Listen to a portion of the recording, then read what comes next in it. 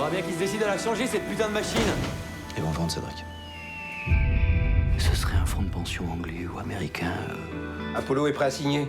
Pour 60 millions. C'est super. Moi, j'aime bien travailler sur des histoires que je connais, sur un territoire que je connais bien, là, et ça me rassure. Et en fait, c'est une fiction, donc c'est une comédie sociale, mais qui est très inspirée du réel et de mon histoire personnelle déjà, mais aussi d'histoires de copains, de voisins, dans un monde que je connais bien. Je connais bien ces usines de décolletage parce que j'ai moi-même travaillé un petit peu, mes parents y ont travaillé.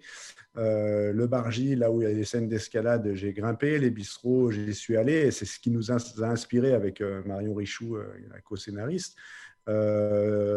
Toute cette histoire-là, il fallait que les gens, et notamment les gens du coin, se sentent bien, se sentent dans le film, se sentent impliqués dans cette histoire-là. Et il fallait que ce soit très, très crédible. Donc, c'était un des enjeux de ce film. Et moi, c'est vrai que sur tous mes films, en général, j'essaye de travailler sur le territoire que je connais bien. Et c'est exigeant, hein, parce qu'on a moins le droit de se tromper. Mais c'est chouette parce que du coup, on a l'impression de toucher les gens au cœur, quoi. Berthier va être racheté par des charognards. Moi, je peux pas laisser faire ça. Et pour ça, j'ai besoin de vous. On va monter notre propre fonds d'investissement. Donc toi, t'es financier maintenant. T'as bien l'allure avec tes chaussures de marche. Ce sujet-là, par excellence, c'était difficile à raconter en documentaire parce qu'on oscille entre le milieu de l'industrie du décolletage et le milieu aussi de la finance. Et donc, ces deux milieux qui sont quand même assez secrets. Et ce thème-là aurait été plus difficile à traiter en documentaire. Et là, c'était une super occasion de se dire, tiens, ça répondait à un questionnement que j'avais dans un film précédent que j'avais fait. Mon premier film s'appelait Ma mondialisation, qui est tourné dans ces mêmes usines.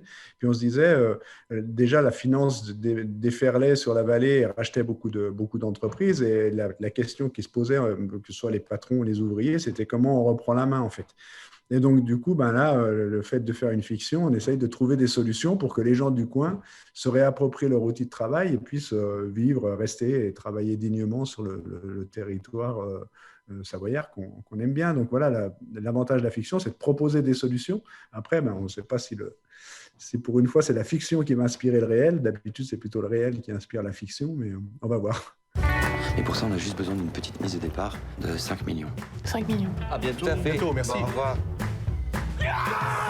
On a tenu à faire les premières avant-premières sur les lieux du tournage. Donc, on sera ce vendredi au cinéma de Cluse, ensuite Salanches, ensuite La Turbine à Crange-du-Vrier, ensuite il y aura La Roche, il y aura Taninges, évidemment, tout près de chez moi, Bonneville, Annemasse, enfin, voilà, vous pouvez chercher un peu, vous retrouverez forcément. On va tourner dans tous les cinémas, finalement, de Haute-Savoie et de Savoie. On sera aussi à Ugine lundi soir et à Chambéry mercredi prochain, le 14, et tourner dans tous les cinémas qui, finalement, m'ont fait confiance depuis le début. Donc, c'est une manière de renvoyer la balle.